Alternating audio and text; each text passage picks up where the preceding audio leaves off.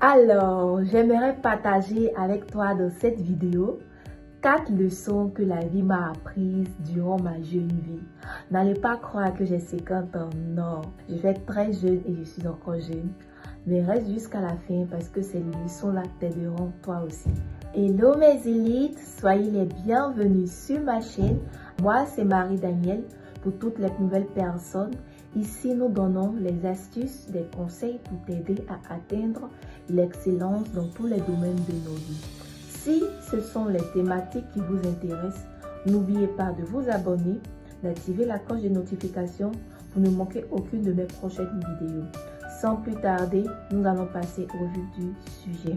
La première leçon que j'aimerais partager avec toi, c'est aimer les gens réellement.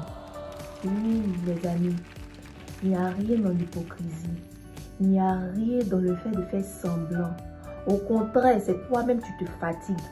Vouloir plaire à quelqu'un ou bien te faire passer pour quelqu'un que tu n'aimes pas. Parce que décider de faire semblant d'aimer quelqu'un, c'est comme si tu entends de prendre une autre identité qui n'est pas la sienne. Aimer les gens réellement, c'est de prendre les personnes comme tu aimerais qu'on te prenne. C'est-à-dire, si tu es là, tu t'aimes toi-même et tu aimes une autre personne comme toi-même. Quand tu arrives dans un endroit et que tu as connecté avec des gens facilement, si tu vois que vos esprits vont ensemble, pourquoi ne pas continuer à marcher ensemble? Je me rappelle quand j'étais encore très jeune, dans mon enfance, j'étais quelqu'un de très égoïste parce que c'est le comportement de la plupart des enfants. Un enfant n'aime pas partager, un enfant aime avoir tout pour lui seul. Donc j'étais comme ça aussi, comme la plupart des enfants normaux, très égoïste, n'aimant pas partager, mais jouer avec mes frères. Et je me rappelle comme ça que papa me disait, tu es l'aîné et les aînés doivent partager. Les aînés ont un grand cœur. Ça, c'était la phrase de maman tout le temps. Un aîné, mais une aînée, c'est quelqu'un qui a un grand cœur. Et tu dois partager, tu dois partager. À force de tout le temps me redire cette parole, je crois que ça s'est mis quelque chose dans mon cœur. Et j'ai commencé à aimer mes frères et sœurs. J'ai commencé à les aimer réellement, à partager ce que j'avais avec eux. Et ça, c'est sur le plan familial, même dans les amitiés. J'ai vu que plus tu donnes de l'amour, plus tu en reçois. Et je pourrais le témoigner parce que j'en ai été la preuve vivante lors de plusieurs événements me concernant. J'ai vu la motivation de certains amis, de certaines personnes dans mon entourage que je ne pensais même pas qui pourraient lever le petit doigt.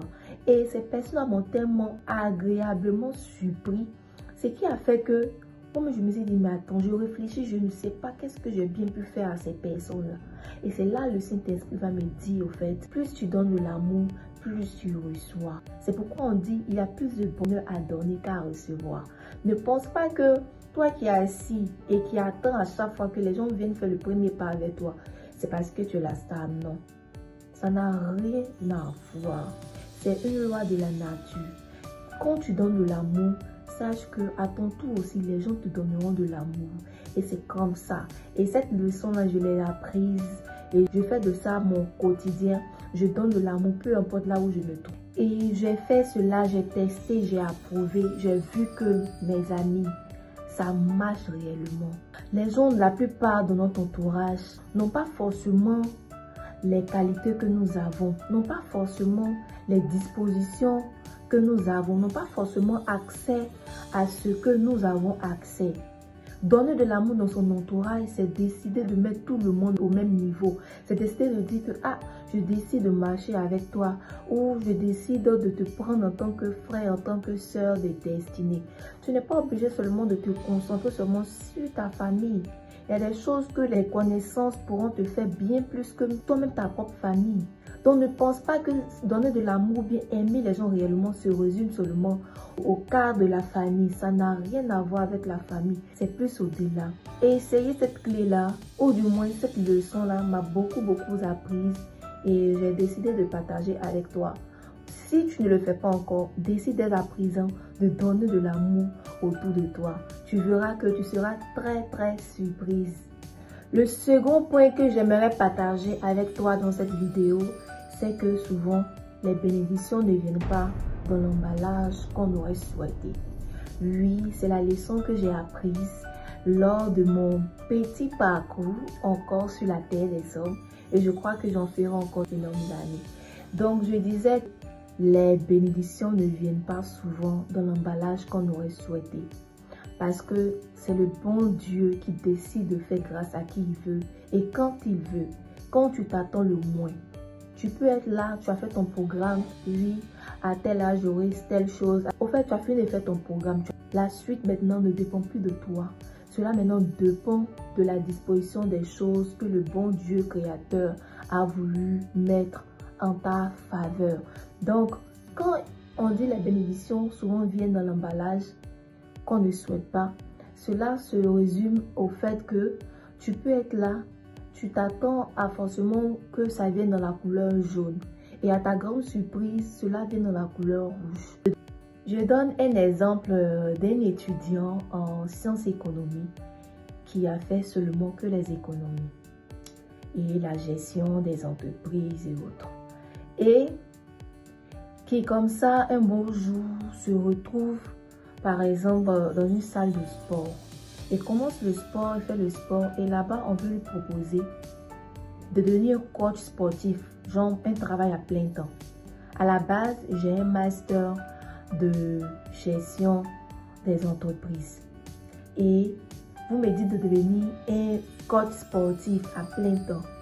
Ça paraît rien, mais ce qu'il ignore, c'est que c'est là-bas il va réussir sa vie. J'ai un exemple papa dont je vais taire le nom. C'est un ami à moi dont nous avons fait la biologie. Et actuellement, je vous assure, il est sur les réseaux sociaux et il gagne très bien sa vie. Et ce qu'il parle sur les réseaux sociaux n'a rien à voir avec la biologie. Cela n'a rien à voir. Mais c'est dedans qu'il se sent à l'aise. Il trouve même que, au fait, il devait faire ça depuis longtemps. Mais c'est maintenant qu'il a eu la révélation de pouvoir exercer ça en tant que métier. Donc, juste pour dire que quoi, souvent tu peux t'attendre à ce que on vienne vers toi par la porte. Mais souvent, on peut venir vers toi par la fenêtre. Juste pour rire. Mais j'aimerais toujours vous signifier que c'est pas tout le temps noir doit être noir et que blanc doit être blanc. Souvent, ça vient d'une manière bizarre. On dit qu'il n'avait rien pour nous plaire. Ça, c'est la Bible qui dit. Il n'avait rien pour nous plaire. Quand il est venu, on l'a négligé. On dit, mais qui est cet homme-là? Il dit, non, je suis le fils de Dieu. On dit, non, comment tu es le fils de Dieu? On l'a lapidé, on l'a crucifié. Et aujourd'hui, son nom, il y a plus de 2000 ans, continue toujours de se faire entendre à tous les niveaux. Donc, j'aimerais te dire, celui ou celle qui viendra changer ta vie ou viendra te faire passer à un autre niveau, lorsqu'il viendra, il n'aura rien pour te plaire dès le départ. Mais sache que c'est le bras de Dieu pour t'aider à te faire sortir de cette situation. C'était tout pour ce deuxième point qui était la deuxième leçon que j'ai apprise. La troisième leçon que j'aimerais partager avec toi, c'est que la plupart du temps, notre bonheur se trouve à côté de nous, mais on ne s'en rend pas compte. Oui. Si tu tournes autour de toi, tu verras qu'il y a quelque chose qui fait ton bonheur, mais dont tu n'as pas conscience, ou du moins tu négliges, ou tes yeux ne sont pas encore ouverts. Cela a été mon cas avec mon époux, qui depuis longtemps était là. Mais en fait, je ne voyais pas, je ne savais pas comment le ressentir. Il fallait que j'ai une révélation surnaturelle. Une révélation surnaturelle pour me dire que celui-là, c'est ton bonheur qui est là. Donc, cette leçon-là, j'aimerais vous donner ça en tant qu'une pépite qui est franchement très important. Faites très attention à tout ce qui vous entoure, à toutes les personnes qui vous entourent. On ne sait jamais d'où le bonheur peut quitter. Je parle surtout de mes élites célibataires. Quand on dit le bonheur aussi se trouve à côté de toi, c'est pas seulement en termes de relations amoureuses. La plupart aussi se trouve aussi dans les petites actions. C'est-à-dire les petites activités dont tu n'as pas conscience, d'où tu négliges, tu as l'impression que bon, ça là je fais ça comme ça en entendant de m'en sortir. Mais sache que si tu prêtes attention et que tu restes concentré et constant sur cette activité, cela sera vraiment ton bonheur et tu remercieras Dieu d'avoir ouvert tes yeux sur ça. C'était tout pour ce troisième point ou la troisième leçon. La quatrième leçon, c'est qu'on attire ce qu'on est. La loi de l'attraction aussi le dit. plus tu es profond dans les choses de Dieu, tu attireras aussi les personnes qui sont profondes dans les choses de Dieu. Plus tu es léger dans les choses de Dieu, tu attireras aussi vers toi les personnes du même rang que toi. Donc, attirer ce qu'on est, c'est décider peut-être de travailler sur toi, afin que ton intérieur soit propre, soit pur, afin d'attirer aussi les âmes pures et propres comme toi. Une loi très vraie et très vérifiée. Moi, avant, je ne comprenais pas pourquoi. J'avais toujours des personnes comme moi, joviales, extraverties. En tout cas, on s'entend bien, le feeling passe bien. C'est en grandissant, en faisant mes recherches, j'ai vu qu'au fait, c'est comme ça, moi, je suis de nature. Donc, c'est bien normal que j'attire les personnes gentilles, joviales comme moi. N'allez pas croire que j'exagère. Je suis vraiment un cœur, toute gentille, comme un ange. Alors, c'était tout pour cette petite vidéo. Je n'aimerais pas être longue. C'est important pour moi de faire une pause et de donner ces leçons que j'ai apprises. J'en ai appris tellement. Mais pour cette vidéo, pour ne pas qu'elle soit longue, j'ai décidé de partager juste 4 leçons. Je crois qu'on aura d'autres séances comme ça et je vous révélerai encore certaines leçons que j'ai apprises. Alors, dites-moi en commentaire les leçons que vous avez apprises tout au long de votre parcours. Que ce soit universitaire, que ce soit relationnel, que ce soit professionnel. J'aimerais vous lire. Alors, on se retrouve dans une prochaine vidéo. Bye bye!